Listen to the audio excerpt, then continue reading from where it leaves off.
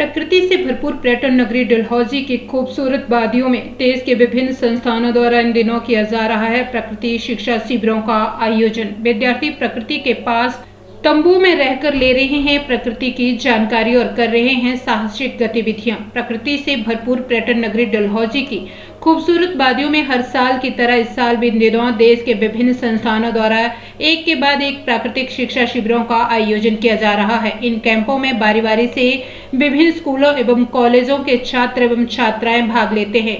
इन्हीं में से एक डलहौजी के मटनू क्षेत्र के अहमदाबाद के अनाला आउटडोर द्वारा भी 40 दिन का प्राकृतिक शिक्षा शिविर लगाया गया। इन कैंपों में विद्यार्थी प्रकृति के पास तंबुओं में रहकर प्रकृति की जानकारी पाते हैं, जिनमें डलहौजी के पेड़ पौधे, फूल, जड़ी बूटी, पशु पक्षी, तितलियों, मधुमक्खियों, जीव जंतुओं, मछलियों, सांप, जंगली जानवरों आदि के बारे में जानकारी लेते हैं। इसके अलावा विद्यार्थी रैपलिंग, जिमरिंग, बेलवी क्रॉसिंग और जंगलों में ट्रैकिंग जैसी साहसिक गतिविधियां भी करते हैं, जिनमें विद्यार्थियों का शारीरिक एवं मानसिक विकास होता है। मैदानी इलाकों से आए छात्र जो अपने शहर में कभी 1 किलोमीटर भी नहीं चल पाते, वो यहाँ दुर्गम पहाड़ी रास्तों में खूबसूरत वादियों का आनंद लेते हुए कई किलोमीटर तक कर अपना आत्मविश्वास बढ़ाते हैं और छात्र बिना थके हंसते हंसते ट्रैकिंग करते हैं।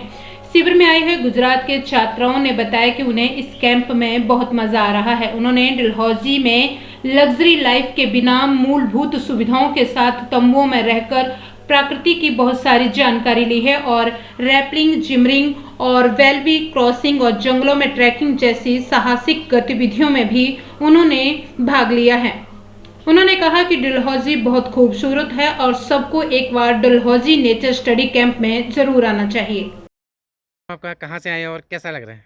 मेरा नाम तनिष्का है और मेरा नाम अनन्या है। हम लोग गुजरात से आए हैं इधर डलहौजी नेचर कैंप में अनाला आउटडोर्स के साथ।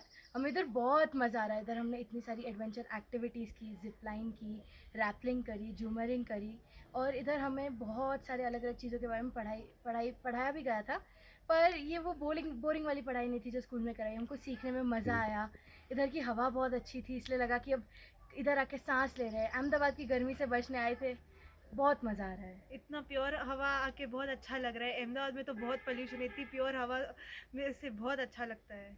मैं पिछले 2 साल से अनाला आउटडोर्स के साथ आ रही हूँ। ये मेरा 3rd कैंप है और हमको इधर बहुत कुछ सीखने मिलता है। हम ऐसी चीज़ें खाने लगते हैं जो हम कभी घर पे नहीं खाते हैं। मम्मी जो चीज़ें बनाती है जो बिल्कुल नहीं भाती, वो इधर आके अच्छी लग जाती है। और इधर बेस्ट चीज़ ये है कि हर एक जन सबको सपोर्ट करता है। जैसे कुछ एक्टिविटीज़ नहीं हो पाई थी तो सब ने एनकरेज करा और सबकी वजह से हो भी पाई।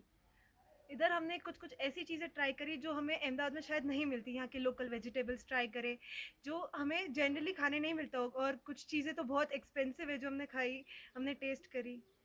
इधर आके इनके डलहौजी के बारे में सीखने में मिला और बहुत ही ज़्यादा मज़ा आया। सबको कभी ना कभी तो ऐसे नेचर कैंप में अनाला के साथ आना ही चाहिए। डलहौजी बहुत ब्यूटीफुल है, एक बार तो आना ही चाहिए।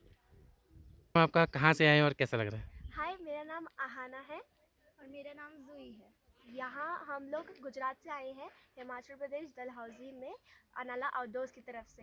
यहाँ पे हमने बहुत सारा नेचर देखा जो हमें गुजरात में नॉर्मली नहीं दिखता था, और बर्ड वॉचिंग भी हमने बहुत सारी की। यहाँ पे अलग अलग तरीके के एनिमल्स दिखने मिले और बहुत सारे फ्लावर्स दिखने मिले और हमने दोस्तों के साथ बहुत मज़ा किया। यहाँ पे हमने बहुत सारी एडवेंचर एक्टिविटीज़ की और बिना लग्जरी के कैसे रहते हैं वो सीखा। और यहाँ पे हमने ऐसे भी नहीं कि सिर्फ फिज़िकली सीखा कुछ, हमने मेंटल लेसन्स भी बहुत सारे सीखे और इधर आके बहुत सारे बेनिफिट भी मिले, जैसे अपनी हेल्थ पे अच्छे से ध्यान रखना। इधर आके इतनी शुद्ध हवा लेके बहुत अच्छा लगता है। और जैसे कोई जंगल में जा रहे हो आप, वहाँ रह के आपको जंगल के थोड़ा ये लेसन भी मिलता है कि सिटी लाइफ से कितना डिफरेंट है यहाँ पे दोस्तों के साथ हमने बहुत एंजॉय किया और यहाँ पे हमें नेचर देखने के लिए बहुत मिला, शुद्ध हवा एंजॉय करने मिली जो हमें पोल्यूशन से दूर रह के यहाँ पे गर्मी से छुटकारा मिला हमें, और यहाँ का वेदर बहुत अच्छा लगा हमें। यहाँ हम अनाला आउटडोर की तरफ से, मेरा 2nd टाइम है और इनका 1st। हमें हमेशा यहाँ पे एवरी ईयर आना चाहिए क्योंकि ये सेहत के लिए और मज़ा आता भी है यहाँ पे। जी, क्या आप कहाँ से आए और क्या कहना चाह रहे हैं इस ग्रुप के बारे में? मेरा नाम चंद्रेश लोटिया है और मैं अहमदाबाद से आया हूँ। हमारा ऑर्गेनाइजेशन है अनाला आउटडोर्स प्राइवेट लिमिटेड। मैं अनाला आउटडोर्स का मैनेजिंग डायरेक्टर हूँ और हम लोग अहमदाबाद बेस्ड ऑर्गेनाइजेशन है। और गुजरात में बहुत सारे urban born and brought up students जो हैं उनको हम हर साल अलग अलग ग्रुप्स में डलहौजी लेके आते हैं। डलहौजी में ये हमारा 27वां साल है। तो बेसिक ऑब्जेक्टिव जो हमारे काम का होता है वो ये है कि जो urban born and brought up students होते हैं उनको यहाँ नेचर के साथ रहना बहुत पसंद आता है।